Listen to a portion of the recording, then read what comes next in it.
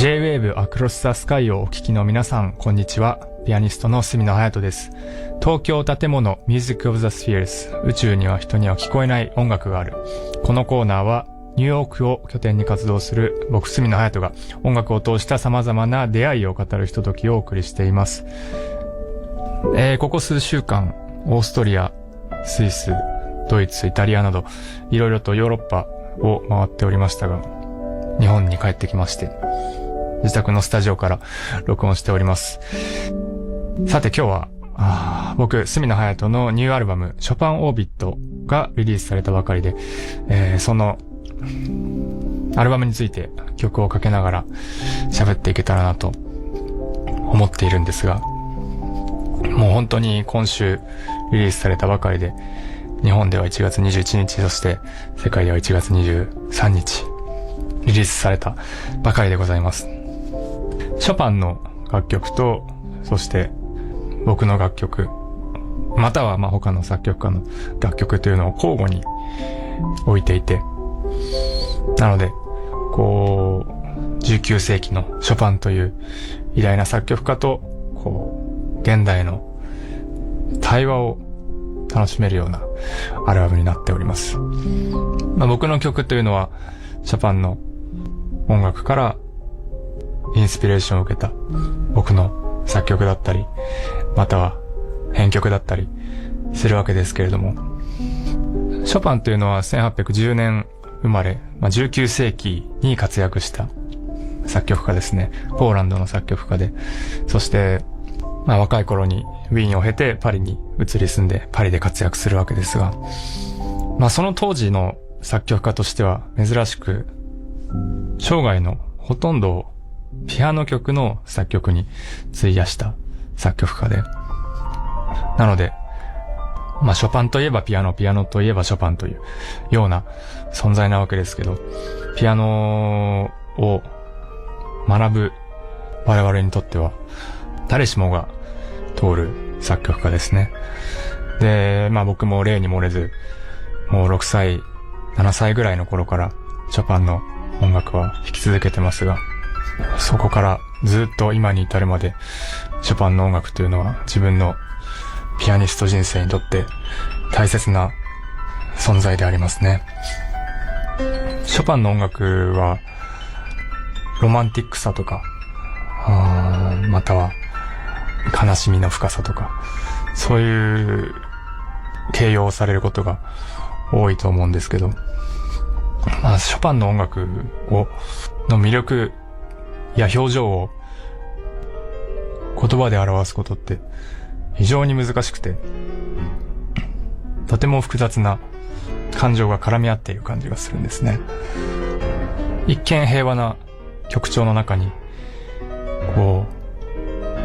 影が垣間見えたり、または激しい負の感情で揺り動かされている中でもエレガントさを保っていたり、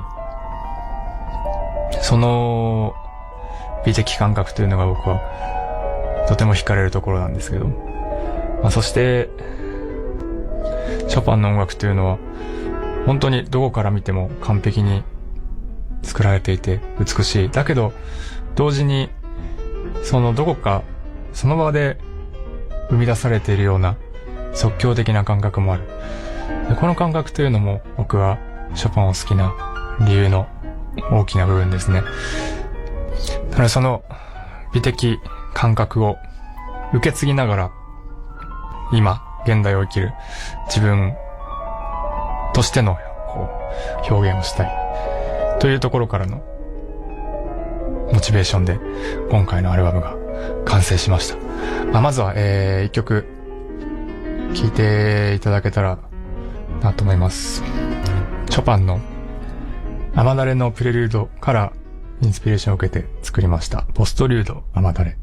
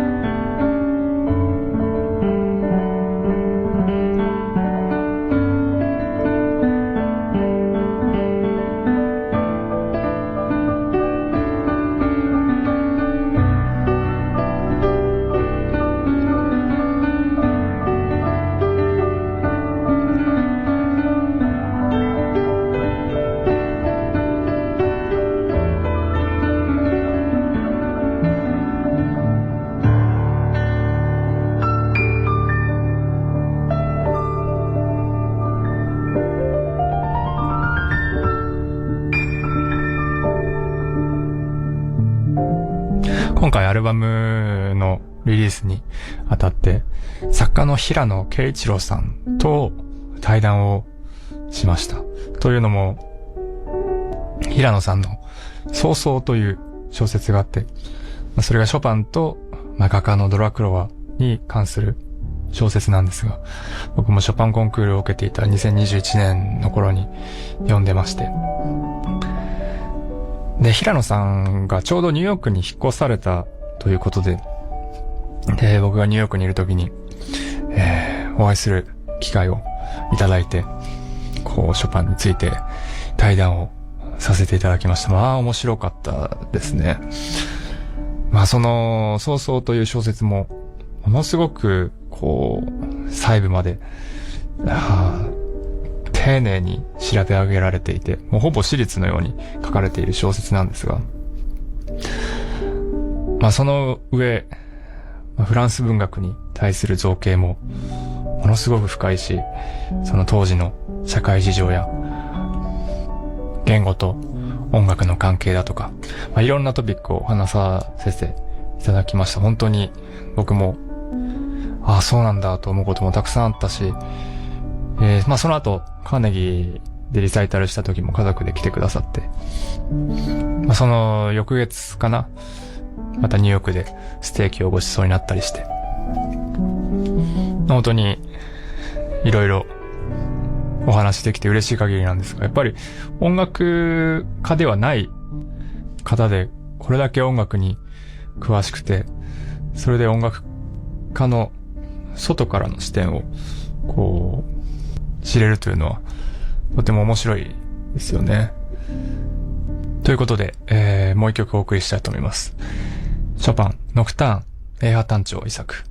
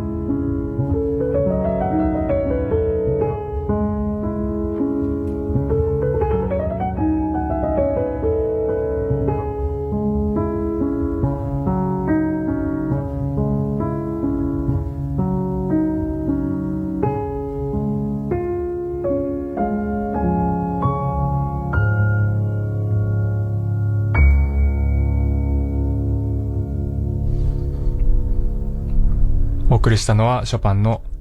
ノクターン平和単調遺作でした。レコーディングはベルリンで行いました。去年の7月ですね。1週間弱くらい時間をもらって、録音したんですが、どうしても満足いかないのがあって、で、もう一回10月にも録音して完成しました。B シャープスタジオというかなり大きいスタジオで、もともとダンスフロアかなんかだったらしいんですが、それを作り変えて今はレコーディングスタジオになっていると。やっぱ日本と違って面白いなと思ったのは、全然外の音が漏れ聞こえてくるんですよね。なので、普通のだからいわゆるレコーディングスタジオっていうと、もう完全に密閉されていて防音されていて、外の音が聞こえるなんてことは全くないわけですが。なので弾いてると、外から子供の遊び声が聞こえたり、サイレンが聞こえたりする。さすがにサイレンが鳴ると録音はやり直しになるんですが、そんな、その土地から隔絶されてない環境での録音というのも、それはそれで結構新鮮な気持ちがありましたね。グランドピアノの他にアップライトピアノ、種類の違うアップライトピアノを2台置いて、それでチェレスタも置いて、で、エレピも置いて、エレピは結局使わなかったんですが、いろんな楽器でいろんな奏法を試しながら、作っていった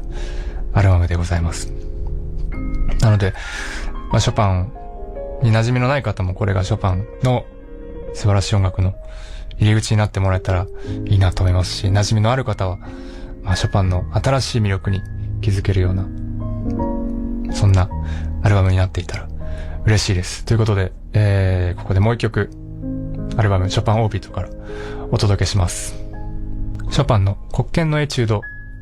からのインスピレーションです。角野隼人でホワイトキーズ。